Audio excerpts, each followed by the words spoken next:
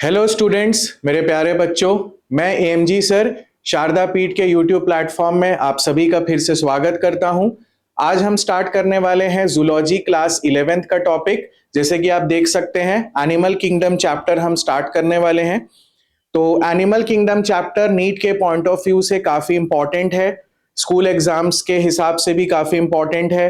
काफी conceptual chapter है, एक क्रम में पढ़ना पड़ता है, एक ऑर्डर में पढ़ना पड़ता है। बहुत सारे फीचर्स हैं, अलग अलग समूह है, अलग अलग ग्रुप्स हैं एनिमल्स का, जिनके अपने अपने कुछ कैरेक्टरिस्टिक फीचर होते हैं जो एक एनिमल के ग्रुप को दूसरे एनिमल के ग्रुप से क्या करते हैं बेटा, डिफर करते हैं। तो आइए स्टार्ट करते हैं एनिमल किंगडम की journey. So first introduction in the sense, chapter चालू करने से पहले कुछ बेसिक टर्मिनोलॉजी है, कुछ बेसिक वर्ड्स हैं जिसका मीनिंग हमको पता रहना चाहिए, ताकि चैप्टर के आगे पूरे चैप्टर भर में हमको किसी भी वर्ड या किसी भी पार्ट में कंफ्यूजन या डाउट क्रिएट ना हो। सो आप यहां देख सकते हो कि मैंने यहां लिखा है एनिमल डाइवर्सिटी। तो एनिमल डाइवर्सिटी का क्या मतलब है? डाइवर्सिटी वर्ड का क्या मतलब है बेटा? विविधता। हिंदी में अगर अपन डाइवर्सिटी को बोलें तो क्या बोल सकते हैं? विविधता। तो जो एनिमल का ग्रुप होता है, जो एनिमल्स होते हैं, वो डाइवर्स होते हैं, वो विविध होते हैं। अब विविधता किस किस या डाइवर्सिटी किस किस फॉर्म में है, किस किस बेसिस पर डाइवर्स है? वो शेप अलग हो सकता है, साइज अलग हो सकता है, हैबिट आदतें अलग हो सकती है, हैबिटेट अलग हो सकता है। हैबिटेट मतलब होगा आवास, रंग अलग होता है और उनका डिस्ट्रीब्यूशन अलग होता है। तो बोलने का मतलब ये कि एनिमल्स का जो डिस्ट्रीब्यूशन है ऑल ओवर दी वर्ल्ड, चाहे पानी में हो चाहे जमीन में हो, तो सारे एनिमल्स अपने एनवायरनमेंट के हिसाब से, अपने जीन्स के हिसाब से, अपने खान पान के तरीकों के हिसाब से, जिस जगह पर वो रहते हैं, जिस एनवायरनमेंट में वो बसते हैं, उसके बेसिस पर वो बहुत ज्यादा विविध है या बहुत ज्यादा क्या है बेटा, डाइवर्स है। तो यहां पर मैंने पॉइंट लिखा है। अब कुछ शब्द है, जैसे पहला है systematics.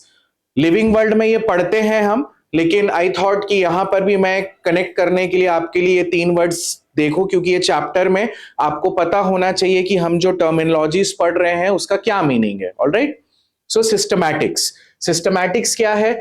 Study of identification and relationship among animals. अगर जब हम जंतु जगत या एनिमल किंगडम या एनिमल के ग्रुप्स को हम उनका पता लगाते हैं, हम उनके बारे में जानते हैं, तो उस ब्रांच को हम बोलते हैं सिस्टमैटिक्स। सिस्टमैटिक्स के बाद आप देखो टैक्सोनॉमी। टैक्सोनॉमी में क्या है? आइडेंटिफिकेशन। आइडेंटिफिकेशन मतलब पहचान, नोमेनक्लेचर मतलब उनका नामकरण, और क्लासिफिकेशन मतलब उनका वर्गीकरण। तो ये जो ब्रांच है बायोलॉजी की, जो ये सारी चीजों से डील करती है, उसके लिए हम क्या वर्ड यूज करते हैं? टैक्सोनॉमी। टैक्सोनॉमी वर्ड से ही आया है टैक्सा। अब टैक्सा जो वर्ड है वो समूह या ग्रुप के लिए होता है। पहला चीज ये याद रखेंगे, टैक्सा जो है वो समूह या ग्रुप के लिए। जैसे गेहूं, गेहूं का अपना एक टैक्सा होगा, वैसे ही आम का अपना एक टैक्सा होगा, जानवरों का समूह एक अलग से टैक्सा कहलाएगा। तो टैक्सा में हमको क्या याद रखना है? टैक्सा में हमको ये क्रम याद रखना है, ये ऑर्डर याद रखना है। ठीक है, अब ये जो क्रम है या ये जो ऑर्डर है, इसमें क्या क्या लिखा है? Phylum, class, order, family, genus और स्पीशीज। तो आप लोग यहां देख सकते हैं कि ये जिस ऑर्डर में लिखा है, ये जिस ऑर्डर में लिखा है, इसे हम बोलते हैं हाइरार्की। ये जिस ऑर्डर में लिखा है उसे हम बायोलॉजी में क्या बोलते हैं? हाइरार्की। हाइरार्की को हिंदी में बोलते हैं पदानुक्रम। हाइरार्की को हिंदी में क्या बोलते हैं? पदानुक्रम।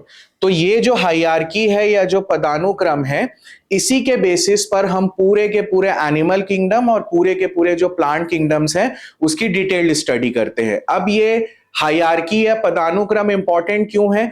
क्योंकि बहुत ज्यादा नंबर है एनिमल्स की, बहुत ज्यादा नंबर है प्लांट्स की। तो सभी समूह, सभी एनिमल्स का ग्रुप, सभी प्लांट्स के ग्रुप का हम डिटेल्ड स्टडी कर सकें, उनके बारे में जान सकें, उनके कैरेक्टर समझ सकें, इसी कारण से हम उनको डिवाइड करके पढ़ते हैं। और ये जो डिवीजन है, जिस ऑर्डर में हम पढ़ते हैं, उसे हम क्या बोलते हैं? हाइरार्की या पदानुक्रम। ऑलराइट, सो यहां पर ये 3 वर्ड आपने याद रखना है। क्या क्या वर्ड याद रखेंगे बेटा? सिस्टमैटिक्स वर्ड याद रखेंगे, एक वर्ड याद रखेंगे सिस्टमैटिक्स, टेक्सोनॉमी और टेक्सा। टेक्सा में याद रखेंगे phylum, class, order, family, genus और स्पीशीज। ये जो ऑर्डर है इसे हम बोलते हैं हायरार्की ऑर्डर। हायरार्की मतलब पदानुक्रम। सही है? यहां तक क्लास क्लियर है सबको? चलिए आगे बढ़ते हैं। नेक्स्ट हम पढ़ेंगे इस चैप्टर में basis of classification. Animal kingdom का जो इतना डाइवर्स ग्रुप है, इतना लार्ज ग्रुप है, उन एनिमल्स के ग्रुप को किन किन आधार पर या किस बेसिस पर हम क्लासिफाई करते हैं। क्लासिफिकेशन के कुछ पॉइंट्स होंगे, शेप होगा, साइज होगा, उनका डिवीजन होगा। तो इस तरीके से बहुत सारे कीवर्ड्स हैं जिसके बेसिस पर हम एनिमल्स और प्लांट्स को डिवाइड करते हैं। तो इस चैप्टर में हम एनिमल्स के बारे में पढ़ने वाले हैं। बेसिस ऑफ क्लासिफिकेशन में हम सबसे पहला अगर देखें तो सबसे पहला है लेवल ऑफ ऑर्गेनाइजेशन। सबसे पहला क्या है? Level of organization. Level of organization का मतलब कि एनिमल का जो बॉडी है वो किन चीजों से मिलकर बना है, उस एनिमल के शरीर में क्या कंपोजिशन है। अब एनिमल के शरीर में जो बनावट है, एनिमल का फॉर्मेशन जो है वो किन किन चीजों से हो सकता है? सेल से हो सकता है, सेल के बाद टिश्यू से हो सकता है, सेल कोशिका, कोशिका के बाद ऊतक, थर्ड इज ऑर्गन, अंग, and last one is organ system. Organ system मतलब अंग तंत्र। सही है? तो लेवल ऑफ ऑर्गेनाइजेशन के अंदर हम ये 4 हेडिंग पढ़ेंगे: cell, tissue, organ and organ system. अब ये काफी आसान है, इसमें आपको ऐसा बहुत ज्यादा कोई प्रॉब्लम नहीं होगी। एनसीईआरटी ने हमको बहुत अच्छे से समझाया है। अब हम देखें पहला सेलुलर लेवल। कौन सा लेवल देखेंगे हम? Cellular level of organization. तो सेलुलर लेवल ऑफ ऑर्गेनाइजेशन क्या कहता है, इसकी परिभाषा क्या कहती है? सेलुलर लेवल ऑफ ऑर्गेनाइजेशन में जितने भी शरीर के वाइटल, वाइटल मतलब रोजमर्रा दैहिक जो फंक्शंस हैं, डेली के जो फंक्शंस हैं बॉडी के। अब डेली के फंक्शंस मतलब एक अगर लिविंग बॉडी है तो उसके अंदर रेस्पिरेशन होगा, उसके अंदर एक्सक्रीशन होगा, उसके अंदर फूड स्टोरेज होगा, उसके अंदर रिप्रोडक्शन होगा। तो ये सारे जितने भी फंक्शंस हैं ये सारा का सारा किससे होता है बेटा? सेल से होता है। सेल्स के ग्रुप रहते हैं, सिर्फ सेल्स के ग्रुप रहते हैं। बॉडी में सेल्स अलग अलग जगह पर फैले रहेंगे। एनसीईआरटी बुक में दिया हुआ है लूज सेल एग्रीगेट्स। क्या वर्ड याद रखेंगे? Loose cell aggregates.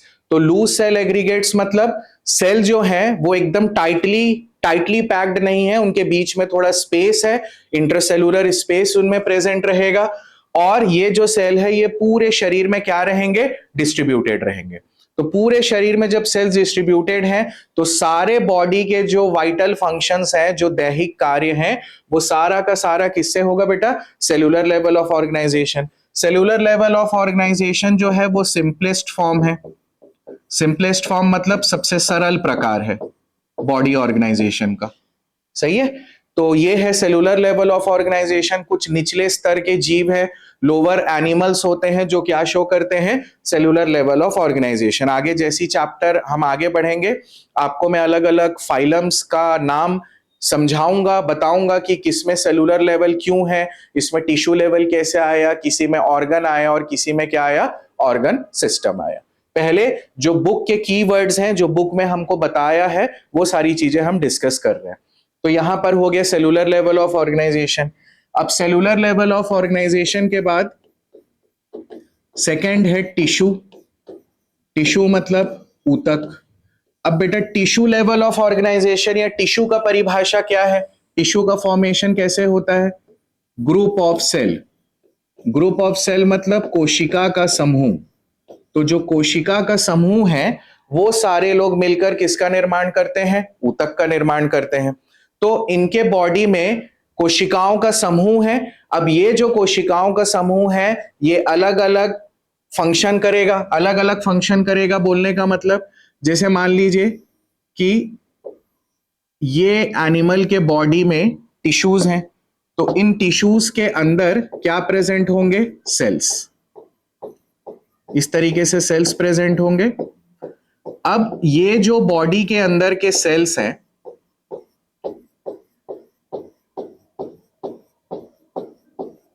इस तरीके से पूरे सेल्स भरे होंगे, ठीक है। अब इसको हम नाम दे दे रहे, नंबर दे दे रहे 1 2 और 3, समझाने के लिए नाम दे रहे हम 1 2 3। अब 1 2 3 मैंने क्यों लिखा है, इसमें आपको क्या याद रखना है?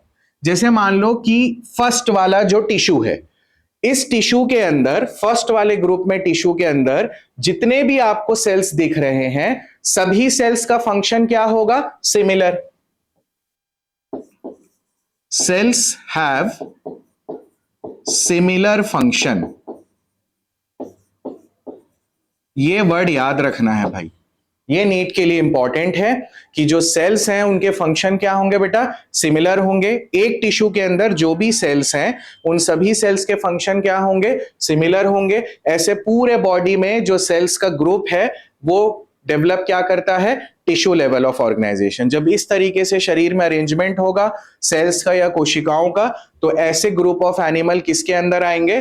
Tissue level of organization. Tissue level of organization के बाद थर्ड आ जाइए, ऑर्गन, अंग। अब ये जो ऑर्गन या अंग प्रकार है इसका डेफिनेशन कैसे होगा? इसमें क्या कहलाएंगे कि जो ग्रुप ऑफ टिश्यूज है, group of tissue will make an organ. अब बोलने का मतलब, जैसे हेड एक एग्जाम्पल है, जैसे कि हेड। अब ये जो हेड है, इस हेड वाले पार्ट में क्या प्रेजेंट होंगे? हेड तो एक बॉडी का अंग है ना, तो ये जो बॉडी का ऑर्गन है, इस ऑर्गन के अंदर टिश्यूज का क्या प्रेजेंट होगा? ग्रुप प्रेजेंट होगा। और ये जो टिश्यूज का ग्रुप है, ये टिश्यूज का ग्रुप मिलकर एक ऑर्गन बनाएगा, और उस ऑर्गन का हमने यहां पर एक एग्जाम्पल लिया है, हेड। तो बॉडी में एक स्पेसिफिक टिश्यूज का समूह, ऊतकों का समूह मिलकर एक ऑर्गन का निर्माण करेगा, और उस ऑर्गन का अपना एक स्पेसिफिक फंक्शन होगा। लेकिन ऑर्गन वाले में हमको क्या याद रखना है कि ये जैसे हेड मैंने लिखा, अब जैसे मान लो मैंने क्या लिख दिया? लेग। तो ये जो ऑर्गन वाले एनिमल्स के ग्रुप रहेंगे, इनमें हेड और लेग, जो दो ऑर्गन की हम बात कर रहे हैं, ये एक दूसरे को कॉम्प्लीमेंट नहीं करेंगे। इसका फंक्शन अलग होगा और इसका फंक्शन अलग होगा। लेग के अंदर के जो भी टिश्यूज हैं उन लोग अपना इंडिविजुअल फंक्शन करेंगे, और हेड के अंदर जो भी टिश्यूज होंगे उन लोग अपना इंडिविजुअल फंक्शन करेंगे। एक दूसरे से ये कॉम्प्लीमेंटेड नहीं है, मतलब एक दूसरे के काम को ये बोलने का मतलब ऐसा है जैसे ऑर्गन सिस्टम है। अभी फोर्थ में अपन आएंगे, ऑर्गन सिस्टम की बात करेंगे। तो ऑर्गन सिस्टम में हम क्या पढ़ रहे थे? जैसे हमारे बॉडी का रेस्पिरेटरी सिस्टम है, हमारे बॉडी का कार्डियोवास्कुलर सिस्टम है, हमारे बॉडी का एक्सक्रीटरी सिस्टम है। तो ऑर्गन सिस्टम में क्या होता है, मैं पहले आपको ये ऑर्गन सिस्टम बता दे रहा हूं, यहां लिख ले रहे हैं ऑर्गन सिस्टम। तो ऑर्गन सिस्टम या अंग तंत्र, ऑर्गन सिस्टम या अंग तंत्र। तो ऑर्गन सिस्टम मतलब ग्रुप ऑफ ऑर्गन्स, अंगों का समूह।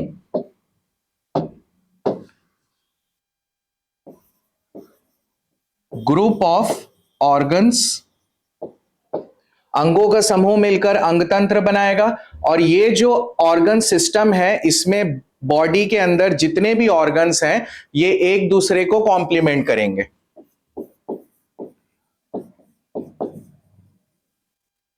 Complement each other. अब बेटा देखो, कॉम्प्लीमेंट ईच अदर बोलने का क्या मतलब है? जैसे हम अपने इंसान की बात करते हैं, जैसे पाचन तंत्र है, डाइजेस्टिव सिस्टम। अब अगर डाइजेस्टिव सिस्टम प्रॉपरली काम नहीं हुआ, डाइजेशन का प्रोसेस अगर अच्छे से नहीं हुआ, तो क्या एक्सक्रीटरी सिस्टम अच्छे से काम कर पाएगा? उत्सर्जी तंत्र काम कर पाएगा? नहीं कर पाएगा। अब जैसे मान लो कि हम लोग हवा सांस लिए, सांस हमारे कहां पर गई? लंग्स में गई। अब लंग्स में जब हवा गई तो उस हवा में जो ऑक्सीजन था उससे हमारे बॉडी का जो ब्लड है वो ब्लड ऑक्सीजनेटेड होता है। अब ब्लड जो है वो किसके अंदर फ्लो होता है? Blood vessels. ब्लड वेसल्स किससे कनेक्टेड है? हार्ट या सर्कुलेटरी सिस्टम। तो अगर ब्लड ऑक्सीजनेटेड नहीं हुआ या ब्लड जो डीऑक्सीजनेटेड ब्लड है, अगर हार्ट या सर्कुलेटरी सिस्टम अपना काम नहीं करेगा, तो क्या रेस्पिरेटरी सिस्टम अच्छे से फंक्शन करेगा शरीर में? नहीं करेगा। तो ऑर्गन सिस्टम और ऑर्गन में डिफरेंस क्या है कि ऑर्गन सिस्टम का बोलने का मतलब है कि सारे अंग एक दूसरे को कॉम्प्लीमेंट करते हैं, एक दूसरे के बिना वो फंक्शन नहीं कर पाएंगे। लेकिन ऑर्गन में ऐसा नहीं है। इंडिविजुअल ऑर्गन बनेगा एनिमल के बॉडी में और उसका अपना एक सेपरेट फंक्शन होगा, दूसरे बॉडी के अंग पर उसकी निर्भरता या उसका डिपेंडेंसी नहीं होगा। बस इतनी सी बात है, ज्यादा इस पे सोचना नहीं है, ज्यादा क्यों इफ बट नहीं करना है। सिंपल चीजें सिंपल भाषा में आपको समझा रहा हूं ताकि एग्जाम में आप जब इस पोर्शन से कुछ क्वेश्चंस आए तो आपको किसी भी तरीके का डाउट ना हो मेरे फ्यूचर डॉक्टर्स को। सही है। तो बेसिस ऑफ क्लासिफिकेशन हो गया। लेवल ऑफ ऑर्गेनाइजेशन में हमने पढ़ा सेलुलर लेवल, हमने पढ़ा टिश्यू या ऊतक लेवल, हमने पढ़ा ऑर्गन लेवल, और फिर हमने क्या पढ़ा बेटा? Organ system. अभी अपन जो बुक में डेटा दिया हुआ है सिर्फ और सिर्फ हम अभी एनसीईआरटी को डिकोड कर रहे हैं, एनसीईआरटी की हर लाइन को समझेंगे, हर लाइन को पढ़ेंगे। ऑलराइट, ठीक।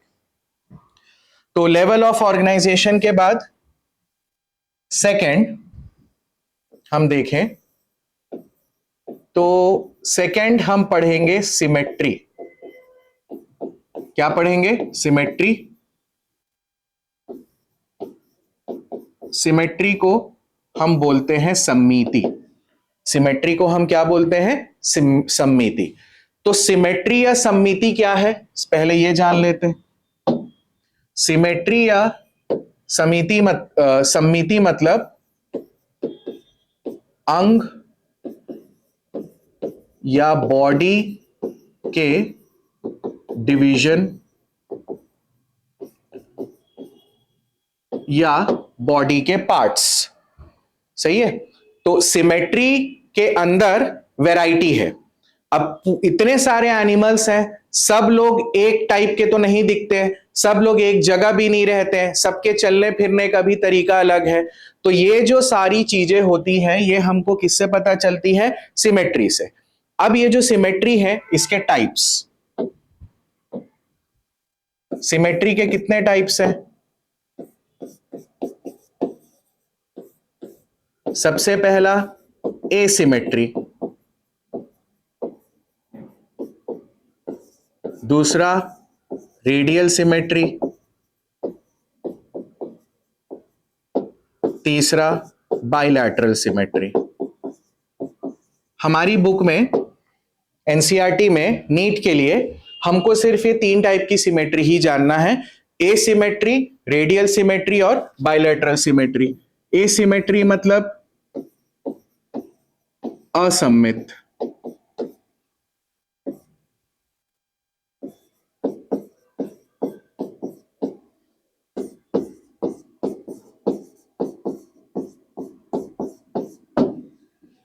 एसिमेट्री, रेडियल सिमेट्री और बाइलैटरल सिमेट्री।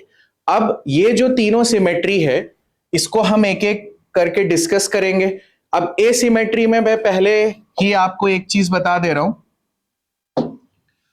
कि जो एसिमेट्री होगी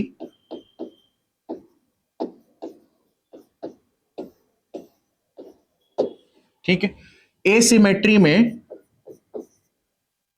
नो स्पेसिफिक शेप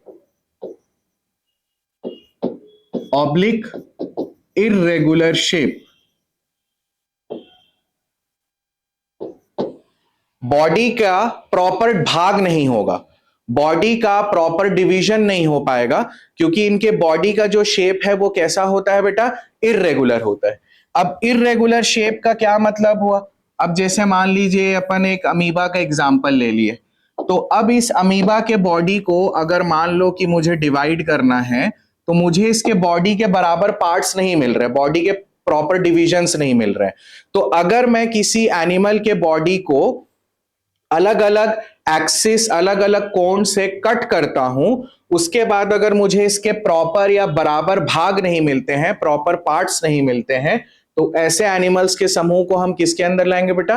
असममित या एसिमेट्रिकल। सही है? क्लियर हो रहा है सबको? ठीक है।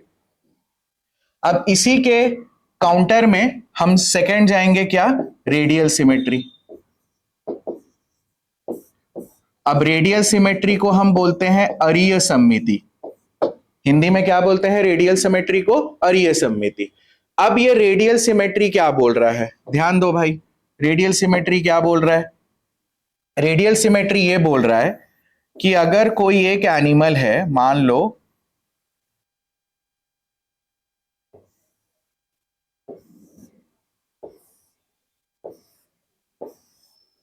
लो कि एक एनिमल का बॉडी है। अब इस एनिमल के बॉडी को मुझे कट करना है, ऐसा, ऐसा, ऐसा या ऐसा। तो आप लोग यहां पर ऑब्जर्व करेंगे ये दोनों डायग्राम में कि जब मैं अलग अलग कोण में, कोण मतलब देखो ये हो गया लॉन्जिट्यूडनल एक्सिस, ठीक है, ये हो गया कौन सा? ट्रांसवर्स एक्सिस, ये क्या हो गया? Oblique axis. लेकिन मैं किसी भी एक्सिस से एनिमल के बॉडी को जब कट करूंगा तो उसका एक रूल है। रूल क्या है? कि आप कहीं से भी कट करो, लेकिन सारी की सारी लाइन कहां से गुजरनी चाहिए? बॉडी के सेंटर से। ये याद रखना है सिमेट्री में। जो स्टेटमेंट वाले क्वेश्चंस है उसमें ये मिस हो जाता है बच्चों से, जो इसको समझते नहीं है, जो इसको अच्छे से रिवाइज नहीं करते, है ना। तो आपको ये याद रखना है कि सिमेट्री में जब बोलते हैं कि अलग अलग कोण या अलग अलग एक्सिस से कट करना है, तो उसका रूल क्या है कि बेटा सारा का सारा जो लाइन है वो बॉडी के सेंटर से गुजरना चाहिए। कहां से गुजरना चाहिए? सेंटर से। तो रेडियल सिमेट्री क्या बोलता है? आप किसी भी एंगल से कट करो, किसी भी एंगल से कट करने के बाद बॉडी का राइट और बॉडी का जो लेफ्ट पार्ट है वो क्या आना चाहिए? इक्वल आना चाहिए। सिंपल है। आप सीधा कट करो, आप ऐसा कट करो, आप तिरछा कट करो, लेकिन सभी लाइन को आपको कहां से गुजारना है? बॉडी के सेंटर से।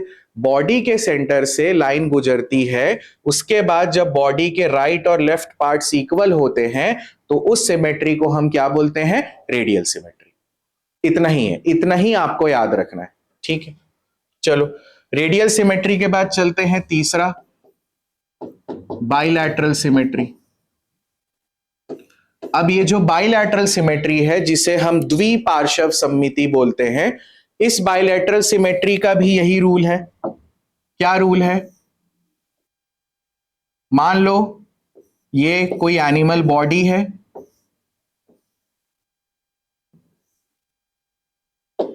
अब इस एनिमल बॉडी को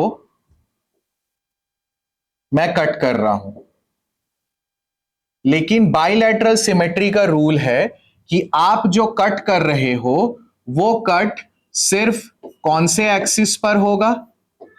लॉन्जिट्यूडनल। कौन से एक्सिस पर होना चाहिए? Longitudinal axis. मतलब आपको एनिमल की, अगर आप एनिमल के बॉडी को सिर्फ लॉन्जिट्यूडनल एक्सिस से कट करें, सेंटर से लाइन गुजर रही है, उसके बाद इसका लेफ्ट पार्ट और इसका राइट पार्ट क्या आना चाहिए बेटा? इक्वल आना चाहिए। तो यहां पर भी यही डेफिनेशन है, दोनों की डेफिनेशन सेम है। रेडियल सिमेट्री और बाइलैटरल सिमेट्री दोनों की डेफिनेशन सेम है। क्या डेफिनेशन सेम है? कि राइट और लेफ्ट पार्ट्स इक्वल होना चाहिए। ये दोनों में सिमिलैरिटी है। दोनों में अंतर या डिफरेंस क्या है?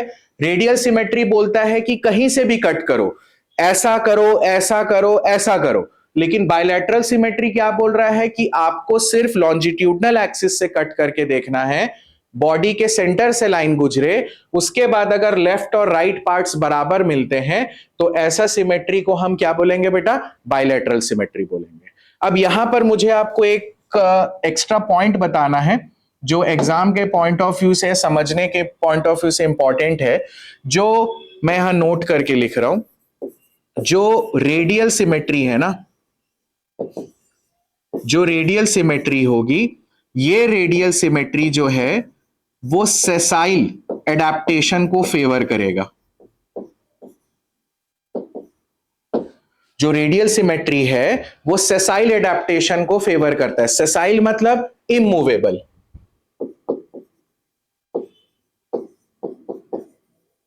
इमूवेबल भी बोल सकते हो, नॉन मोटाइल भी बोल सकते हो, ठीक है। तो नॉन मोटाइल इमूवेबल मतलब ऐसे एनिमल सिर्फ एक ही जगह पर प्रेजेंट है, पेड़ के जैसे हिल सकते हैं उन लोग, लेकिन एक जगह से दूसरी जगह मूव नहीं हो सकते।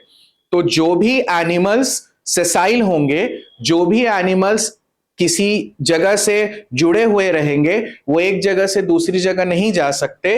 वैसे सभी एनिमल्स की सिमेट्री क्या होगी बेटा? रेडियल सिमेट्री होगी। जबकि जो बाइलैटरल सिमेट्री है, बाइलैटरल सिमेट्री जो है वो एडवांस्ड सिमेट्री है। कौन सी सिमेट्री है? एडवांस सिमेट्री है। अब एडवांस सिमेट्री है मतलब ये जो है वो कौन से मोशन को फेवर करेगा? मोटाइल। जो गमनशील है, जो मूव हो सकते हैं, जैसे ह्यूमंस, हम लोग एक जगह से दूसरी जगह जा सकते हैं, तो ऐसी सिमेट्री को हम क्या बोलते हैं बेटा? बाइलैटरल। अब बाइलैटरल में आप देखो, बॉडी को अगर बीच से डिवाइड करें, अब जैसे मान लो वी ह्यूमंस, हम लोग अपने बॉडी को अगर ऐसे बीच से देखेंगे तो हमको राइट और लेफ्ट पार्ट्स हमको बराबर मिलेंगे। अगर कट करने के बाद हम उसको जोड़ भी दे तो भी हमारा शरीर पूरा का पूरा क्या रहेगा? बराबर पार्ट्स में। दो कान, दो आंख, नाक हो गया यहां पर, सही है। फिर यहां बीच में स्टर्नम हो गया, रिब्स भी यहां पर 12-12 जोड़ी है। तो पूरे बॉडी में अगर आप बीच से हम कट करेंगे तो राइट और लेफ्ट पार्ट्स हमको क्या मिलेंगे बेटा? इक्वल मिलेंगे। और बाइलैटरल सिमेट्री जो है वो कौन से अडेप्टेशन को फेवर करती है? Motile adaptation. ये याद रखना, रेडियल सिमेट्री कौन से अडेप्टेशन को फेवर करती है? जो सेसाइल है। सेसाइल मतलब नॉन मूवेबल, नॉन मोटाइल। ये मेरे 2 पॉइंट्स याद रखना है। बाइलैटरल और रेडियल को याद करने से आप बच जाओगे। जो भी मूवमेंट हो रहा है एनिमल्स में, उन लोग बाइलैटरल सिमेट्री शो करेंगे। जो एक जगह एनिमल्स रुके हुए हैं, उन लोग कौन सी सिमेट्री शो करेंगे बेटा? रेडियल। ऑलराइट, सो ये सिमेट्री हो गई। सिमेट्री में जो बुक में बताया गया है उसको मैंने आपको एक्सप्लेन किया है, आपको समझाया है, ताकि आपको किसी भी तरीके का कोई डाउट्स ना आए। अब इसमें आपको क्या याद रखना है? ये तीनों में अगर पूछा कि सबसे पुराना टाइप या अंडर डेवलप्ड टाइप कौन सा है, तो एसिमेट्री। उससे एडवांस कौन सा हुआ? Radial symmetry. और सबसे ज्यादा एडवांस क्या हुआ? Bilateral symmetry. ऐसा भी अपन जितने भी level of organization, basis of classification के हेडिंग्स पढ़ेंगे, ऐसा सभी के लिए एप्लीकेबल होगा। स्टार्टिंग में इवोल्यूशन, स्टार्टिंग में जब एनिमल्स का ग्रुप इवॉल्व हुआ तो स्टार्टिंग में एसिमेट्री होगी, फिर रेडियल सिमेट्री आई, फिर जैसे जैसे इवोल्यूशन या विकास आगे जाते गया, हमको कौन सी सिमेट्री मिली? बाइलैटरल। इसलिए बाइलैटरल सिमेट्री सबसे एडवांस फॉर्म है, ये याद रखिएगा। सही है, चलिए। सिमेट्री के बाद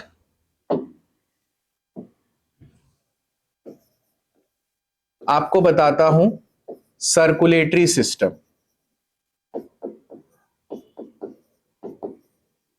सर्कुलेटरी सिस्टम मतलब परिसंचरण तंत्र। अब सर्कुलेटरी सिस्टम अगर हम एनिमल्स के ग्रुप में देखें तो 2 टाइप के हैं। 2 टाइप के सर्कुलेटरी सिस्टम है। एक ओपन प्रकार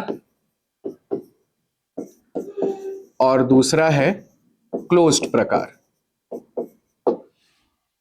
हिंदी और इंग्लिश मीडियम दोनों के बच्चे हैं क्लास में। सभी इंडिया में जो भी बच्चे इस वीडियो को फॉलो कर रहे होंगे, उसमें कुछ हिंदी मीडियम के भी होंगे, कुछ इंग्लिश मीडियम की भी होंगे। तो मेरे लेक्चर्स में आपको दोनों बाइलिंगुअल टर्मिनोलॉजी मिलेगी।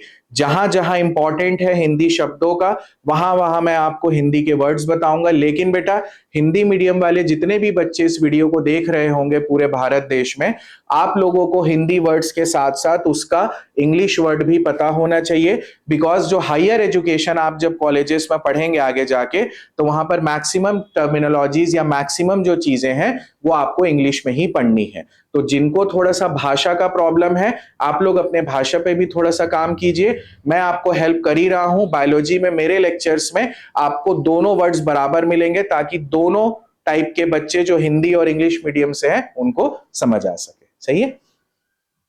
अब ओपन टाइप और closed type of circulatory system. अब पहले ही बता दे रहा हूं, इसमें एडवांस वाला कौन सा है? Closed type. और जो स्टार्टिंग वाला पार्ट है वो कौन सा है? Open type. अब ओपन और क्लोज्ड में हमको क्या क्या चीजें याद रखनी है? देखो भाई, ओपन टाइप के सर्कुलेटरी सिस्टम में हम लोगों को जो ब्लड वेसल्स है, क्या है? Blood vessels. Blood vessels are poorly developed, या आप ऐसा बोल सकते हो कि ब्लड वेसल्स क्या है? एब्सेंट है। अब ब्लड वेसल्स के अंदर मतलब आर्टरी, वेन और कैपिलरीज, धमनी, शीरा और केशिकाएं, ये सारी चीजें ओपन टाइप के सर्कुलेटरी सिस्टम में एब्सेंट होती हैं। ये तीनों चीजें होती ही नहीं है। तो भैया जब ये चीजें होती नहीं है तो इनमें ब्लड कैसे फ्लो होता है? आओ समझते हैं। फॉर एग्जाम्पल, ये किसी एनिमल का बॉडी है, उस एनिमल के बॉडी में एक भाग होगा, एक पार्ट होगा जो किसकी तरह काम करता है? हार्ट जैसा। हार्ट जैसा क्यों बता रहा हूं? क्योंकि ये जो पार्ट है ये क्या करता है? पंपिंग करेगा। ऐसा संकुचन, शिथिलन, कॉन्ट्रैक्शन, रिलैक्सेशन। ठीक है। तो ओपन सर्कुलेटरी सिस्टम में हार्ट जैसा एक पार्ट होगा। हार्ट जैसा पार्ट मतलब आप ये मान लो कि जो ब्लड वेसल्स हैं, ब्लड वेसल्स का स्टार्टिंग पोर्शन, मतलब हार्ट हमारे में 4 चेंबर है।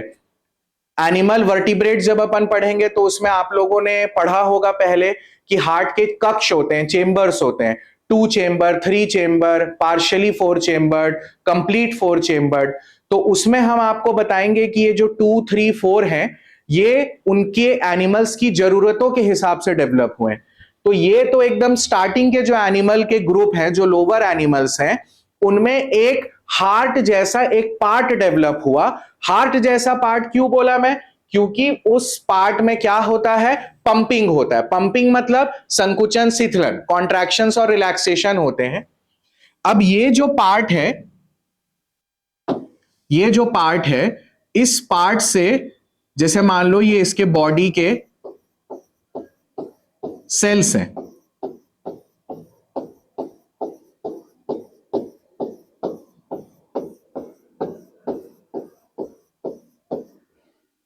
अब क्या होगा कि ये जो ऑर्गन है, इससे जो पूरा ब्लड है, अब ब्लड के लिए चलो, ये जो पूरा ब्लड है पंप होगा। पंप होने के बाद शरीर के जितने भी सेल्स हैं, वो पूरे सेल्स जो हैं वो खून में डूब जाएंगे। क्या हो जाएंगे? खून में डूब जाएंगे। तो इसके लिए हमारे बॉडी में, हमारी बुक में open type of circulatory system के लिए एक वर्ड दिया है, बेड इन ब्लड। क्या वर्ड दिया है? Bed in blood. बेड मतलब डूबा हुआ। लेकिन पूरे बॉडी में जो खून है, वो पूरे के पूरे बॉडी के जो सेल्स हैं वो खून में डूबे हुए रहेंगे। खून में डूबे हुए इसलिए रहेंगे क्योंकि इनके बॉडी में कोई ब्लड वेसल नहीं है। जैसे अभी अपन क्लोज्ड वाले में पढ़ेंगे कि आर्टरी है, वेन है, कैपिलरीज है। तो जो रुधिर है, जो ब्लड है, वो इन ब्लड वेसल्स के अंदर फ्लो होता है और पर्टिकुलर सेल तक या टिश्यू तक पहुंचता है। ऐसे ही है। लेकिन जो ओपन सर्कुलेटरी सिस्टम है, उसमें ब्लड वेसल्स तो नहीं है, जिसके कारण जो पूरा खून है, पूरे शरीर में जो खून भरा होगा और पूरे शरीर के जो सेल्स हैं वो उस खून में क्या होंगे बेटा, डूबे हुए होंगे। तो आपको क्या वर्ड याद रखना है यहाँ पर, बेस्ड इन ब्लड, या जो पूरे बॉडी के सेल्स हैं वो खून में क्या है बेटा, डूबे हुए हैं। समझ आ रहा है क्या क्लास, सभी को क्लियर है? ठीक, तो ये हो गया ओपन टाइप। अब closed type of circulatory system क्या होगा? क्लोज्ड टाइप में क्या प्रेजेंट होंगे? Blood vessels. इसमें क्या प्रेजेंट होंगे? ब्लड वेसल्स प्रेजेंट होंगे, वही आर्टरी, वेन्स और कैपिलरीज। और जिस तरीके से ह्यूमंस में आर्टरी, वेन्स और कैपिलरीज अपना काम करते हैं, उसी हिसाब से closed type of circulatory system में भी डेवलप होंगे। अब क्लोज्ड टाइप जो है वो एडवांस्ड है। क्लोज सर्कुलेटरी सिस्टम कौन सा वर्जन है सर्कुलेटरी सिस्टम में? एडवांस वर्जन है, because it consist of network of blood vessels. इसके साथ साथ क्लोज्ड टाइप में हमको क्या याद रखना है? क्लोज्ड टाइप में ब्लड प्रेशर और स्पीड या फ्लो या प्रवाह, ब्लड का प्रवाह, ब्लड का फ्लो ब्लड वेसल्स के अंदर होता है, क्लोज चेंबर्स के अंदर होता है, जिसके कारण अगर कभी मान लो पूछा गया कि दोनों ओपन और सर्कुलेटरी सिस्टम में, ओपन और क्लोज सिस्टम में ब्लड का प्रेशर किसमें ज्यादा होगा और क्यों होगा, तो ज्यादा किसमें ज्यादा होगा? क्लोज्ड में ज्यादा होगा। क्यों होगा? क्योंकि जो ब्लड है वो क्लोज्ड ब्लड वेसल्स के अंदर बह रहा है, तो उसका प्रेशर भी ज्यादा होगा, ब्लड का फ्लो और स्पीड भी ज्यादा होगा, जिसके कारण ब्लड का प्रेशर ओपन के मुकाबले क्लोज्ड चेंबर्स में क्या होता है बेटा? ज्यादा होता है। और जो क्लोज सर्कुलेटरी सिस्टम है वो दोनों में से कौन सा टाइप होगा? एडवांस टाइप होगा। समझ आ रहा है? एकदम आसान भाषा में अपन समझ रहे हैं। Open, blood vessels poorly developed, blood vessels are absent, artery, veins और कैपिलरीज इनमें नहीं होंगी। अब इसमें मैंने आपको एक रिप्रेजेंटेशन दिखाया, हार्ट जैसा एक पार्ट होगा। मैंने हार्ट जैसा इसलिए लिखा, आप ये मान लो कि हमारे बॉडी में जो हार्ट है, हमारे ही हार्ट का वंश, हमारे ही हार्ट के जो पूर्वज है, जो एंसेस्टर्स हैं, वो ओपन से चालू हुए। तो ओपन में एक हार्ट जैसा पार्ट डेवलप हुआ होगा जिसमें संकुचन, शिथिलन या कॉन्ट्रैक्शंस हो रहे थे, लेकिन ब्लड वेसल्स का नेटवर्क उसमें नहीं बना, जिसके कारण बॉडी के जो सेल्स होते हैं वो पूरे के पूरे खून में क्या होते हैं? डूबे हुए होते हैं। उसके लिए आपको ये वर्ड याद रखना है, बेस्ड इन ब्लड। तो ये हो गया अपना सर्कुलेटरी सिस्टम। सर्कुलेटरी सिस्टम के बाद मैं आपको बताना चाहूंगा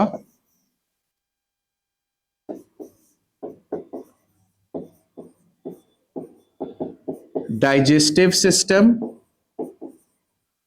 और उसी के साथ साथ मैं बताऊंगा आपको डाइजेशन।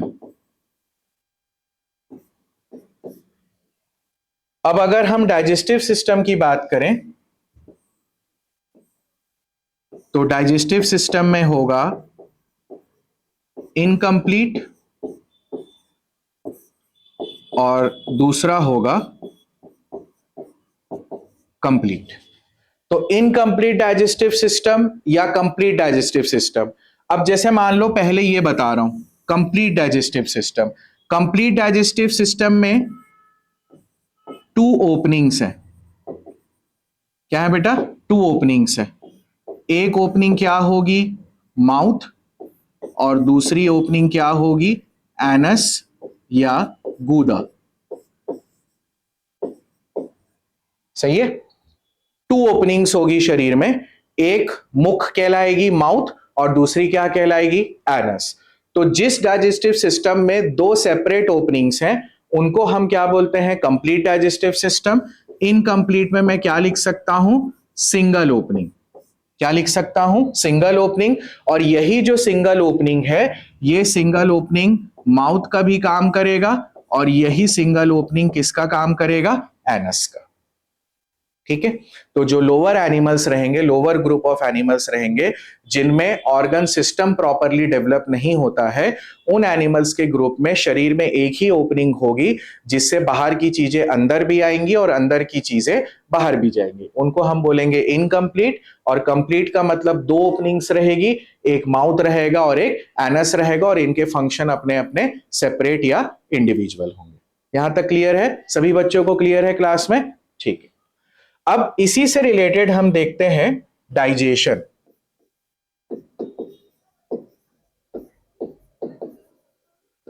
अब अगर हम डाइजेशन देखें तो डाइजेशन के दो टाइप है, इंट्रासेल्यूलर डाइजेशन और दूसरा है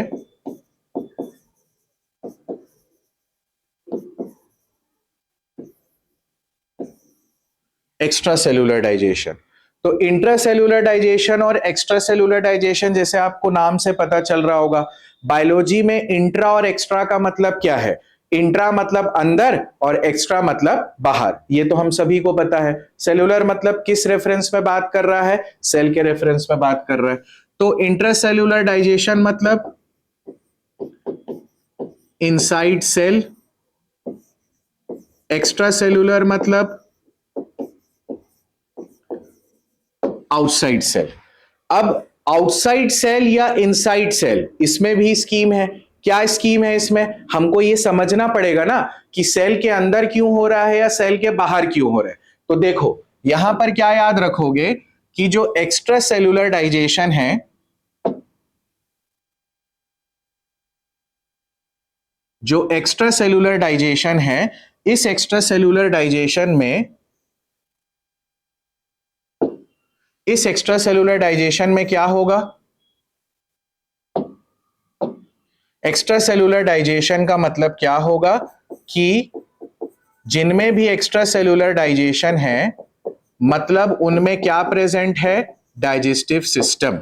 उनके बॉडी में फूड को डाइजेस्ट करने के लिए एक प्रॉपर इंटीग्रेटेड सिस्टम है, जो बॉडी का डाइजेस्टिव सिस्टम पूरे फूड को डाइजेस्ट करेगा। तो जब डाइजेस्टिव सिस्टम होगा जिन भी एनिमल्स में, जो ऑर्गन सिस्टम वाले एनिमल्स होंगे उनमें डाइजेस्टिव सिस्टम अलग से प्रेजेंट है, तो उनको हम किस में बोलेंगे बेटा? Extra cellular. और इंट्रा सेल्यूलर मतलब जिनमें डाइजेस्टिव सिस्टम एब्सेंट है, किसी भी तरीके का कोई अलग से अंग या ऑर्गन नहीं है जिसमें पाचन या डाइजेशन हो सके, तो ऐसे ग्रुप ऑफ एनिमल्स को हम किस में लाएंगे बेटा? इंट्रासेल्यूलर। अब अगर आपसे फिर से पूछा कि ये दोनों में से एडवांस वाला वर्जन कौन सा है, तो एडवांस वाला वर्जन कौन सा होगा? Extra cellular. जो हाईली डेवलप्ड, जिसमें भी सिस्टम आएगा ना, ये तो सिंपल है, डाइजेस्टिव सिस्टम है मतलब उसमें सारे के सारे ऑर्गन्स का सिस्टम प्रेजेंट होगा। और इंट्रासेल्यूलर में सेल के अंदर होगा। सेल के अंदर इसलिए होगा क्योंकि इनके शरीर में कोई अलग से डाइजेस्टिव सिस्टम प्रेजेंट नहीं है, तो जो भी डाइजेशन का प्रोसेस है उसको सेल को करना पड़ेगा। तो जो इंट्रासेल्यूलर डाइजेशन है वो लोअर एनिमल्स में होता है, और जो एक्स्ट्रा सेल्यूलर डाइजेशन है वो हायर एनिमल्स में होता है। ऑलराइट भाई, क्लास वालों को समझ आ रहा है क्या? ठीक है। जिनको भी कोई भी डाउट है, आप वीडियो में देखकर कमेंट सेक्शन में आप कमेंट कर सकते हैं। आपको किसी भी तरीके का कोई डाउट है, आपका जो भी डाउट्स है उसको सॉल्व किए जाएंगे। सही है, इसी को आगे करते हैं। सर्कुलेटरी सिस्टम हो गया, डाइजेस्टिव सिस्टम हो गया। अब मैं आपको बताता हूं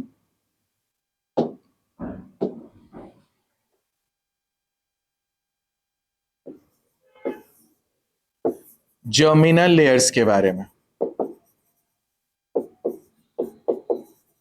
इसके बारे में जर्मिनल लेयर्स। तो जर्मिनल लेयर्स की हम बात करें तो कितने जर्मिनल लेयर्स हैं? टोटल 3 हैं। एक्टोडर्म, मीजोडर्म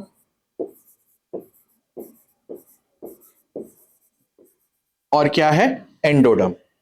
ये तीनों लेयर्स को हम लोग एक साथ बोलते हैं जर्मिनल लेयर्स, क्योंकि इन्हीं तीनों लेयर से हमारे एनिमल के बॉडी के सारे डिफरेंट ऑर्गन और सारे डिफरेंट पार्ट्स का फॉर्मेशन होता है।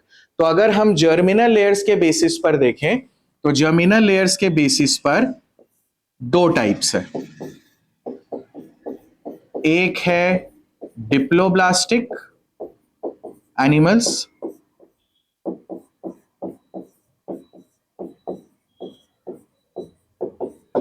और दूसरा है ट्रिप्लोब्लास्टिक। तो नाम से ही पता चल रहा है, डिप्लो मतलब 2 और ट्रिप्लो मतलब 3। तो डिप्लोब्लास्टिक एनिमल्स कौन होंगे?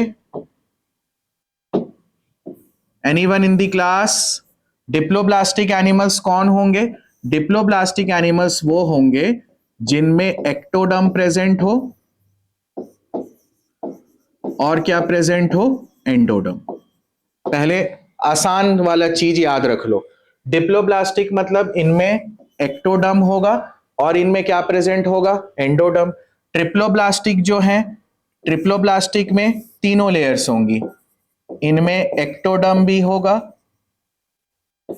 इनमें मीजोडर्म भी होगा और फाइनली इनमें क्या होगा बेटा? एंडोडर्म भी होगा। तो 3 लेयर्स ट्रिप्लोब्लास्टिक, 2 लेयर्स क्या हो गया? डिप्लोब्लास्टिक। यहां तक सभी को क्लियर है? अब हमको इसमें नीट के लिए क्या याद रखना है कि ऑल डिप्लोब्लास्टिक एनिमल्स, जो भी डिप्लोब्लास्टिक एनिमल्स होंगे, उन डिप्लोब्लास्टिक एनिमल्स में एक्टोडर्म और एंडोडर्म के बीच में, क्या बोला मैं? एक्टोडर्म और एंडोडर्म के बीच में एक नॉन सेलुलर या ए सेलुलर लेयर होगी, परत होगी। इसको हम बोलते हैं मीजेनकाइम या मीजोग्लिया। क्या बोलते हैं इसे? मीजेनकाइम बोलते हैं या मीजोग्लिया बोलते हैं। सो पहला ये याद रखोगे कि all diploblastic animals will have mesenchyme या मीजोग्लिया। ट्रिप्लोब्लास्टिक में मीजेनकाइम या मीजोग्लिया है क्या? नहीं है। मीजोग्लिया और मीजेनकाइम किस में होगा बेटा? डिप्लोब्लास्टिक में होगा। ये सबको याद रखना है। फिर ये मीजेनकाइम या मीजोग्लिया को मैंने यहां पर बोला है नॉन सेलुलर लेयर या ए सेलुलर लेयर।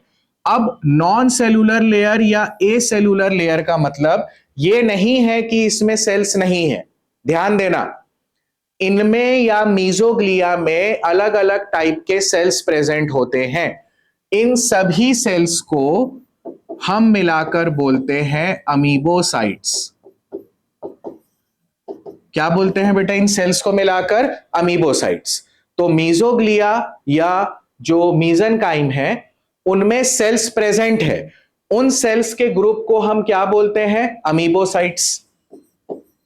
अब ये जो अमीबोसाइट सेल्स हैं ये टोटीपोटेंसी शो करते हैं। क्या शो करते हैं? टोटीपोटेंसी। अब बायोलॉजी में जब भी टोटीपोटेंसी आया, टोटीपोटेंसी का मतलब क्या होगा? समझ लो इधर, जैसे मान लो कि ये एक बॉडी का सेल है, सही है। अब इस बॉडी के सेल को, ये जो बॉडी का सेल होगा, इस बॉडी के सेल से जरूरत पड़ने पर क्या बन सकता है? गैमेट भी बन सकता है। ये जो बॉडी का सेल होगा ये जरूरत पड़ने पर फूड को स्टोर भी कर सकता है, जरूरत पड़ने पर ये शरीर का कंकाल या स्केलेटन भी बना सकता है, जरूरत पड़ने पर ये बॉडी से एक्सक्रीशन या उत्सर्जन भी करवा सकता है। तो बोलने का मतलब ये टोटीपोटेंसी वर्ड का मतलब होता है कि जब कोई सेल जरूरत पड़ने पर अलग अलग फंक्शन कर सकता है या जैसी जरूरत है शरीर की वैसा फंक्शन जब कोई सेल करे, तो बायोलॉजी में उसके लिए क्या वर्ड यूज होता है? टोटीपोटेंसी।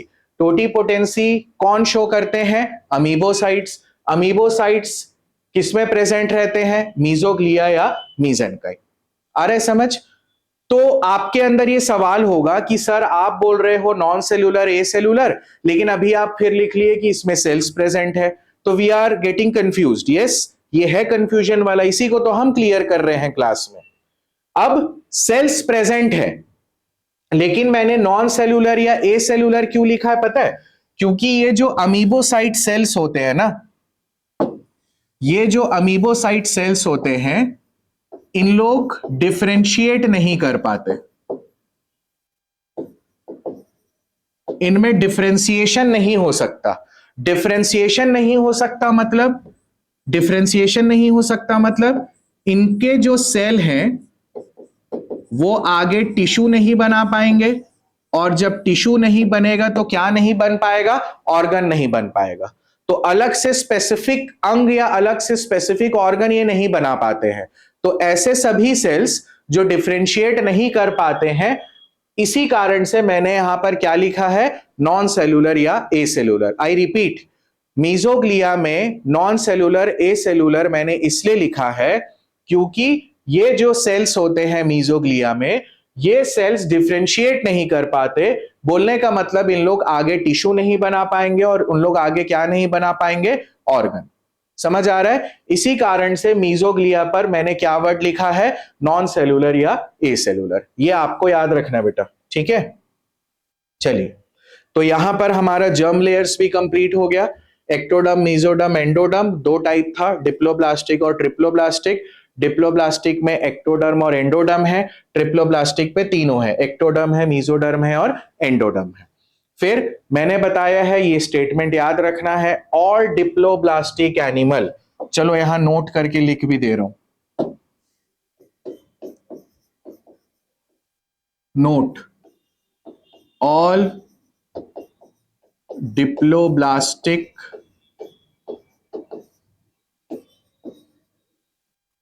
has mesoglea. बस ऐसा याद रख लो, एग्जाम तक याद रख लो, अपने स्कूल एग्जाम्स तक, अपने नीट के एग्जाम तक। सही है? इतना आपके लिए काफी होगा। ठीक, तो टोटीपोटेंसी वर्ड आपके लिए नया आया। नॉन सेलुलर ए सेलुलर का मतलब आपको समझ आ गया। मीजोग्लिया में मैंने आपको बता दिया अमीबोसाइट्स हैं जो जरूरत पड़ने पर किसी भी तरीके का फंक्शन कर सकते हैं। ऑलराइट, ठीक, चलिए नेक्स्ट चलते हैं। नेक्स्ट हम पढ़ेंगे सीलम। सीलम को हम बोलते हैं गुहा या बॉडी कैविटी। अब सीलम, गुहा या बॉडी कैविटी।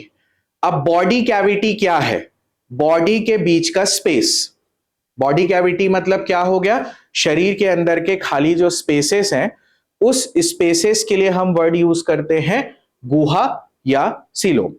अब ये जो सीलोम है, इसके भी टाइप्स हैं। ए सीलोमेट,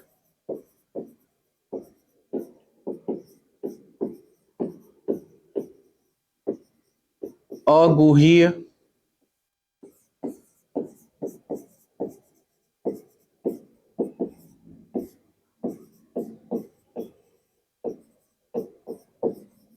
सीलोमेट या प्रगुहीय,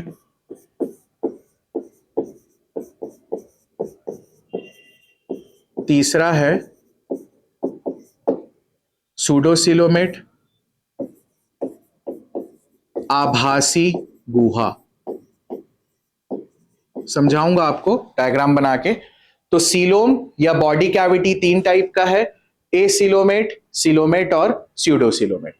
अब ये जो गुहा है या जो बॉडी कैविटी है, उसे पहले आप समझ लीजिए।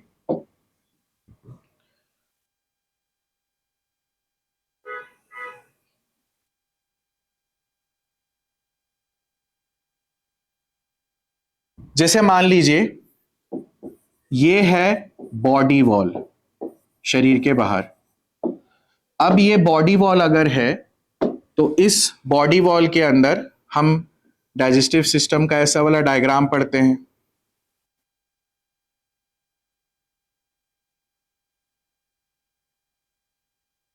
इस तरीके से। तो ये बॉडी वॉल है, इसको मैं क्या लिख सकता हूं? Gut wall. क्या लिख सकता हूं? Gut wall. एलिमेंट्री कैनाल को हम क्या बोलते हैं बेटा बायोलॉजी में? गट बोलते हैं। तो आप देख सकते हो बॉडी वॉल और आप देख सकते हो गट वॉल। अब इस बॉडी वॉल और गट वॉल के बीच में ये जो खाली स्पेसेस दिख रहा है, ये जो खाली स्पेसेस दिख रहा है, इस खाली स्पेस को हम क्या बोलेंगे? गुहा। इस खाली स्पेस को अपन क्या बोलेंगे बेटा? गुहा या कैविटी बोलेंगे। तो आपको यह समझना है कि बाहर की बॉडी वॉल और अंदर की गट वॉल, इसके बीच का जो खाली स्पेस है, इसे हम क्या बोल रहे हैं? गुहा या सीलोम। सही है। अब जो अगले डायग्राम्स मैं बनाऊंगा वो डायग्राम्स क्या रहेंगे? अब देखो, मान लो कि मैंने इस पोर्शन को ऐसे कट किया, यहां से मैंने ऐसा कट कर दिया, यहां से ऐसा कट कर दिया, और कट करने के बाद ये वाला जो पोर्शन है ये मैं आपको ऐसा करके दिखा रहा हूं। देखो ध्यान देना मैं क्या बोल रहा हूं। मैंने यहां से इसको ऐसा कट किया, ठीक है, ये ऐसे था, मैंने इसको यहां से ऐसा कट किया। कट करने के बाद ये कट वाला पोर्शन हुआ। अब ये पोर्शन मैं आपको ऐसा दिखा रहा हूं, ठीक है। जब मैं ऐसा दिखा रहा हूं तो आपको बॉडी वॉल की भी लेयर दिखेगी, आपको गट वॉल की भी लेयर दिखेगी, और उसके बीच का क्या दिखेगा बेटा? खाली स्पेस भी दिखेगा। आ रहा है क्या समझ सबको? ठीक। अब इसमें अगर हम देखें डायग्रामेटिकली, तो चलो,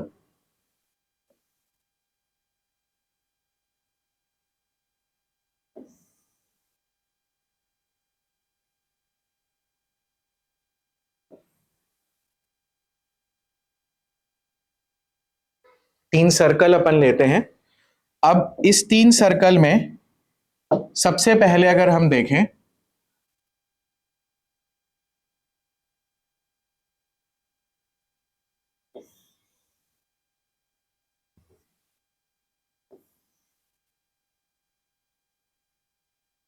अब ये जो पोर्शन हुआ ये हुआ एक्टोडर्म। ये जो पोर्शन हुआ ये क्या हो गया? एंडोडर्म। ठीक है, बाहर एक्टोडर्म हो गया और अंदर क्या हो गया बेटा? एंडोडर्म। अब पहला जो है वो एसिलोमेट का है।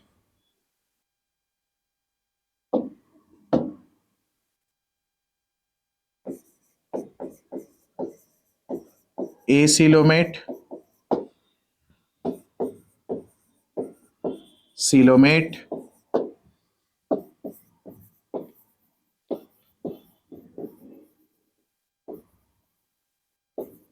और तीसरा है स्यूडोसिलोमेट। अब एसिलोमेट का डायग्राम कैसे बनेगा? देखो, बाहर आपको एक्टोडर्म दिख रहा है और अंदर आपको क्या दिख रहा है? एंडोडर्म। इन दोनों की बीच की जो खाली स्पेस है, ये वाला जो पूरा एरिया है, ये जो पूरा एरिया प्रेजेंट होगा, इस पूरे के पूरे एरिया में हम लोगों को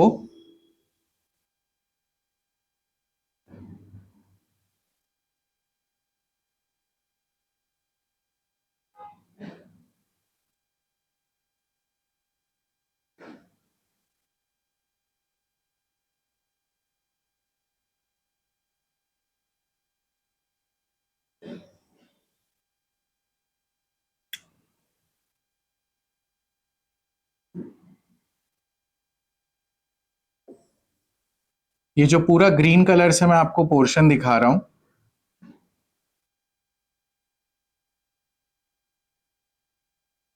ऐसा, तो ये जो ग्रीन कलर वाला पोर्शन है ये है मीजोडर्म। क्या है ये? मीजोडर्म। तो इसमें आपको क्या याद रखना है? एक्टोडर्म, मीजोडर्म और एंडोडर्म के बीच में कोई भी खाली स्पेस नहीं है, कोई भी खाली जगह नहीं है। इसी कारण से इनको हम क्या बोलते हैं? एसिलोमेट्स। बस इतना ही। एसिलोमेट में तीनों लेयर प्रेजेंट है और इन तीनों लेयर्स के बीच में एक भी खाली स्पेस या खाली गैप नहीं है। तो ऐसे एनिमल्स के ग्रुप को हम क्या बोलते हैं? एसिलोमेट। खत्म। अब सीलोमेट्स। सीलोमेट्स में आपको दिख रहा है बाहर एक्टोडर्म है, एक्टोडर्म है, फिर अंदर आप क्या देख रहे हो? एंडोडर्म भी है। अब सीलोमेट्स में भी सेम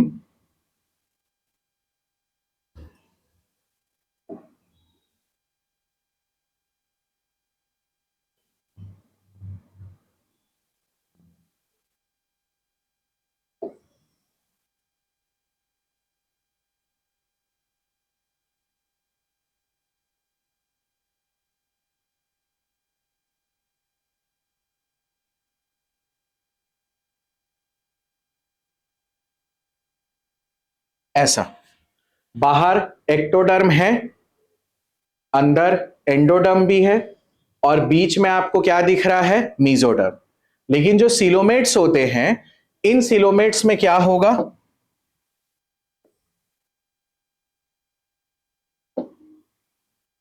इन सिलोमेट्स में जो मीजो मीजोडर्म वाली पार्ट है, एक मिनट,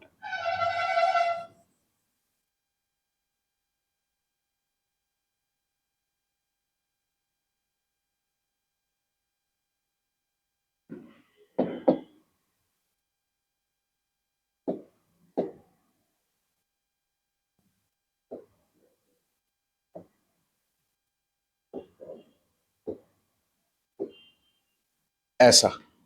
अब इसमें आपको क्या दिख रहा है? इसमें मीजोडर्म था यहां पर, लेकिन जो मीजोडर्म है ना, वो स्प्लिट हो गया। मीजोडर्म क्या हो गया? स्प्लिट हो गया। अब स्प्लिट मतलब इस तरीके से। तो इस तरीके से आपको क्या याद रखना है? देखो, मैं और एक बार आपको समझा रहा हूं।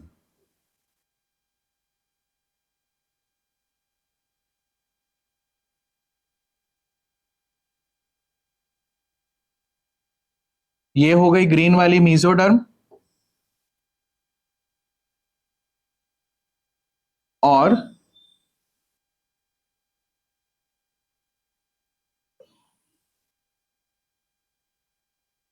ये भी हो गया आपका मीजोडर्म। तो सिलोमेट्स में क्या होता है? जो मीजोडर्म की लेयर थी ना, वो मीजोडर्म की लेयर ऐसे स्प्लिट हो गई, मीजोडर्म की लेयर में ऐसे दरार आ गई। तो सिलोमेट में आपको याद रखना है, ये क्या याद रखना है? Splitting of mesoderm creates cavity. ये पॉइंट याद रखना है। मीजोडर्म में दरार आएगी, मीजोडर्म की परत में दरार आने के बाद इसमें एक खाली कैविटी बनेगी। तो ऐसे ग्रुप ऑफ एनिमल्स को हम क्या बोलेंगे? सिलोमेट। तो इसमें याद रखना है, ए सिलोमेट और सिलोमेट में एक्टोडर्म, मीजोडर्म और एंडोडर्म तीनों होगा। ए सिलोमेट और सिलोमेट में डिफरेंस क्या है? ए सिलोमेट में तीनों लेयर्स के बीच में कोई गैप नहीं है। सिलोमेट में क्या होता है? जो मीजोडर्म की लेयर है उसके बीच में गैप आएगा, और उस गैप के कारण ही इस ग्रुप ऑफ एनिमल्स को हम क्या बोलते हैं बेटा? सिलोमेट। तो बस आपको याद रखना है, splitting of mesoderm creates cavity. इसमें आपने और एक चीज याद रखनी है कि जो सिलोमेट्स हैं, इन सिलोमेट्स को हम यू सिलोमेट्स भी बोलते हैं। क्या बोलते हैं? You coelomates. इनको ट्रू सिलोमेट्स भी बोलते हैं। और क्या बोलते हैं इनको? True coelomates. इनमें आपको और क्या याद रखना है कि जो सिलोमेट्स हैं, इनके भी दो वर्जन हैं। एक है शाइजोसिलोमेट और दूसरा है एंटेरोसिलोमेट। तो ये जो शाइजोसिलोमेट और एंटेरोसिलोमेट है, क्लास के स्टूडेंट्स, आप लोगों का ये होमवर्क है। डायग्राम बना के लाएंगे, डेफिनेशन बताएंगे मुझे। जो ऑनलाइन पोर्टल में देख रहे हैं बेटा, आप लोग कमेंट सेक्शन में डेफिनेशन बता सकते हैं। किसी को डेफिनेशन प्रॉपरली पता है, आप कमेंट्स में बता सकते हैं। तो सिलोमेट हो गया ट्रू और eucoelomate, splitting of mesoderm will create a cavity. Third आ जाते हैं किसमें? सूडोसिलोमेट में। अब सूडोसिलोमेट में आप देखोगे, सूडोसिलोमेट में भी यहां पर एक्टोडर्म है, यहां पर एंडोडर्म है। अब इसमें क्या होता है? जो मीजोडर्म रहती है ना, वो मीजोडर्म कंप्लीट लेयर नहीं होती है, कंप्लीट लाइनिंग नहीं होती है। जो मीजोडर्म है, वो mesoderm in the form of scattered pouches, ठीक है, in the form of scattered pouches, मतलब जो मीजोडर्म है वो कंप्लीट ऐसी परत या लेयर नहीं बनाती है, बीच बीच में मीजोडर्म के ऐसे थक्के रहते हैं, मीजोडर्म के ऐसे पैचेस रहते हैं। तो कंप्लीट लाइनिंग नहीं होने की वजह से हम इसे बोलते हैं स्यूडो और हिंदी में इसे बोलते हैं आभासी गुहा। लगता है कि इसमें असली गुहा होगी, लेकिन इसमें असली गुहा नहीं है। क्यों नहीं है? क्योंकि इसमें जो मेसोडर्म की लेयर होती है वो कंप्लीट लाइनिंग का फॉर्मेशन नहीं करती है, जबकि जो मेसोडर्म है वो ऐसे स्कैटर्ड पाउचेस में रहती है। इसी कारण से हम इसे क्या बोलते हैं बेटा? Pseudo coelomates. तो एनिमल्स के ग्रुप में अलग अलग सीलोम के ग्रुप्स डिवाइडेड है, कुछ ए सीलोमेट होंगे, कुछ स्यूडो होंगे, कुछ ट्रू होंगे। अब इसमें भी अगर आपसे पूछा जाए कि सबसे एडवांस वर्जन्स कौन होंगे, तो सबसे एडवांस होंगे कौन? सीलोमेट्स। जो लोअर एनिमल्स होते हैं वो होंगे ए सीलोमेट्स। अब ए सीलोमेट्स और सीलोमेट्स, इनके बीच में एक ट्रांजिशन वाला ग्रुप रहता है, एक ट्रांजिशन समूह रहता है। एक ही ग्रुप है एनिमल किंगडम में हमारी बुक के अनुसार जिसमें स्यूडोसीलोमेट है, दैट इज एस्केलमिंथेस निमेटोड्स जिसे अपन बोलते हैं। सिर्फ एक ही ग्रुप है जिसमें जो मेसोडर्म है वो पाउचेस के फॉर्म में प्रेजेंट होगा। सही है? ठीक है। तो यहां पर अपन कंप्लीट कर लिए सीलोम। सीलोम के बाद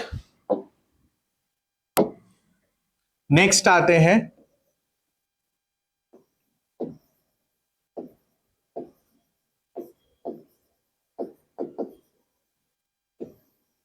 सेगमेंटेशन। अब सेगमेंटेशन का मतलब है हिंदी में खंडी भवन। अब सेगमेंटेशन वर्ड कहां से आया है? सेगमेंट्स। सेगमेंट्स के लिए बहुत सारे वर्ड्स हैं, सोमाइट्स, मेटामियर्स, ये सारे नाम भी यूज होते हैं अलग अलग ग्रुप में। ठीक है, तो सेगमेंटेशन या खंडी भवन क्या है? नाम से आपको पता चल रहा होगा कि एनिमल के बॉडी के सेगमेंट्स हैं या उनके शरीर के खंड बनते हैं। अब सेगमेंट्स के बेसिस पर हम देखें तो दो टाइप है। एक है मेटामेरिक या ट्रू सेगमेंटेशन, दूसरा है स्यूडो या फॉल्स सेगमेंटेशन। तो सेगमेंटेशन भी दो टाइप है, एक है मेटामेरिक या ट्रू सेगमेंटेशन और दूसरा है स्यूडो या फॉल्स सेगमेंटेशन। तो मेटामेरिक सेगमेंटेशन या ट्रू सेगमेंटेशन या मेटामेरिज्म, तो ये जो मेटामेरिक सेगमेंटेशन है इसका डेफिनेशन क्या कहता है? Serial repetition of body parts या ऑर्गन्स। अब serial repetition of body parts या ऑर्गन्स का क्या मतलब हुआ? चलो यहां डायग्राम में देखते हैं।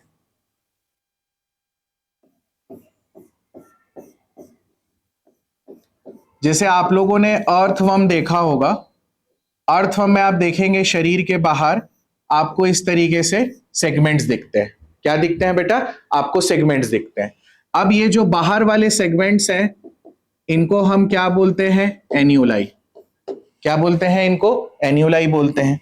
इसी तरीके से अर्थवर्म के बॉडी के जो इंटरनल पार्ट्स होंगे,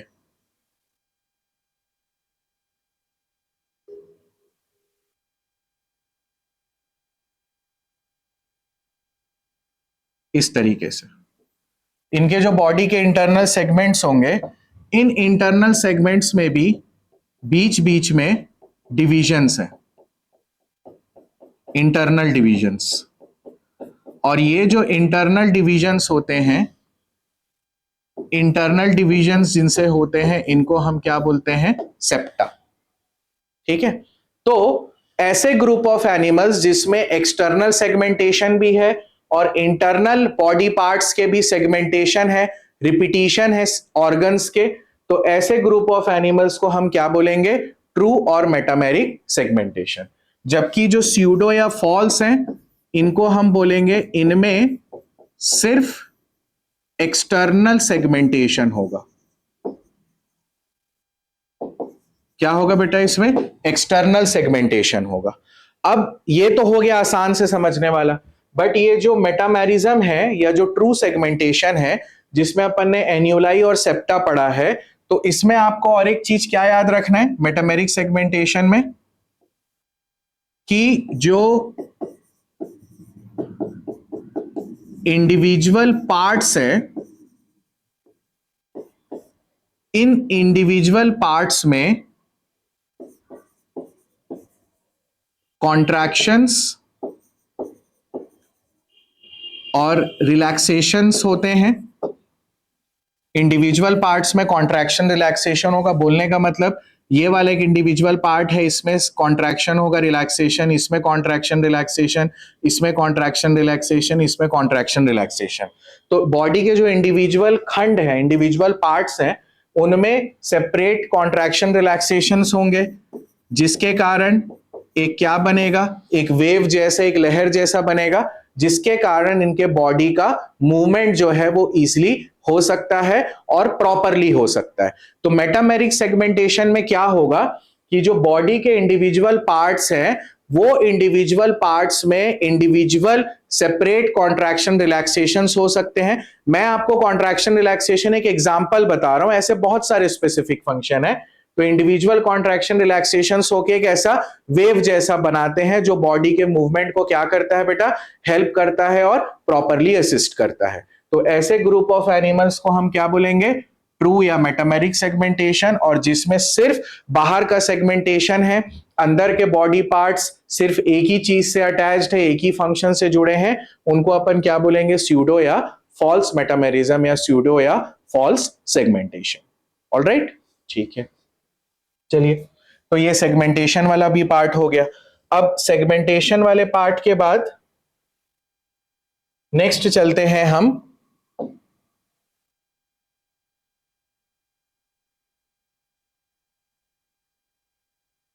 सेगमेंटेशन के बाद नेक्स्ट पढ़ते हैं नोटोकॉर्ड।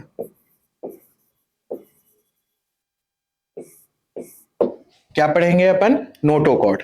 तो नोटोकॉर्ड क्या है, सबसे पहला चीज, ये बुक में वर्ड दिया हुआ है, नोटोकॉर्ड क्या है पहले ये समझ लेते हैं। तो नोटोकॉर्ड एक रॉड लाइक हॉलो स्ट्रक्चर है।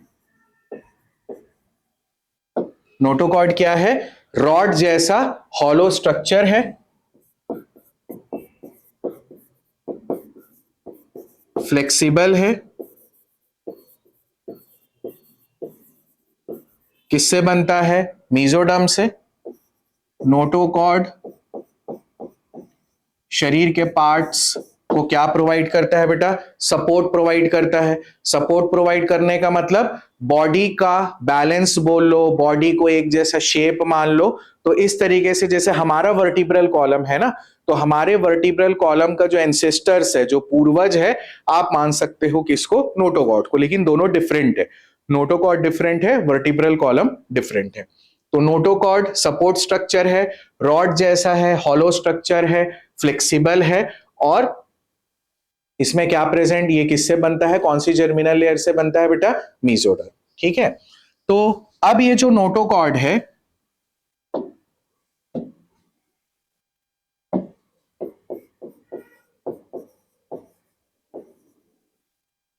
तो नोटोकॉर्ड अगर प्रेजेंट है तो उन ग्रुप ऑफ एनिमल्स को हम बोलेंगे कॉर्डेट्स। नोटोकॉर्ड अगर एब्सेंट है तो हम उनको क्या बोलेंगे, नॉन कॉर्डेट्स। ये तो सिंपल है, नाम से ही पता चल रहा है। ठीक है। तो नोटोकॉर्ड प्रेजेंट है तो कॉर्डेट्स, नोटोकॉर्ड अगर नहीं है तो इनको हम क्या पढ़ेंगे, नॉन कॉर्डेट्स। ठीक है। तो ये सारे जो टर्म्स आज हमने डिस्कस किए, ये हमारे एनसीईआरटी बुक में ऑलरेडी गिवन है। एनसीईआरटी बुक का जितना भी बेसिस ऑफ क्लासिफिकेशन के टॉपिक्स थे वो हमने कवर कर लिया है। हमने लेवल ऑफ ऑर्गेनाइजेशन पढ़ लिया है, हमने सर्कुलेटरी सिस्टम पढ़ लिया है, हमने डाइजेस्टिव सिस्टम पढ़ लिया है, हमने जर्म लेयर्स पढ़ा है, हमने सीलम पढ़ा है, हमने सेगमेंटेशन पढ़ा है, और लास्टली हमने क्या पढ़ा है, नोटोकॉर्ड। ठीक है, तो ये एनिमल किंगडम का स्टार्टिंग वाला पार्ट है, स्टार्टिंग लेक्चर्स हैं, बेसिस ऑफ क्लासिफिकेशन का है। तो बेसिस ऑफ क्लासिफिकेशन में हमने सारे पॉइंट्स को कवर कर लिया। आप लोगों को जो भी पॉइंट्स में अगर डाउट होता है आप लोग कमेंट सेक्शन में पूछ सकते हैं। बेटा देखो, अभी टाइम पूरा का पूरा चीज एकदम ज्यादा डिटेल्ड वर्जन के लिए अलग से वीडियो बनेगा, एकदम जीरो से जब नए बैचेस के लिए रहेगा। अभी जो अपन पढ़ाई कर रहे हैं वो अपकमिंग नीट एग्जाम के लिए कर रहे हैं। हम सिर्फ और सिर्फ वही कंटेंट फॉलो कर रहे हैं जो एनसीईआरटी में गिवन है। एक दो पॉइंट्स जो उससे रिलेटेड है वो मैं आपको शेयर कर दे रहा हूं ताकि आप लोगों को किसी भी तरीके का डाउट ना हो और आप लोगों को रटने की जरूरत ना पड़े। तो यहां पर अपन एनिमल किंगडम का बेसिस ऑफ क्लासिफिकेशन वाला पार्ट कंप्लीट करते हैं। नेक्स्ट आगे लेक्चर्स में अपन स्टार्ट करेंगे इनवर्टिब्रेट्स, और उसके बाद हम स्टार्ट करेंगे क्या बेटा, वर्टिब्रेट्स।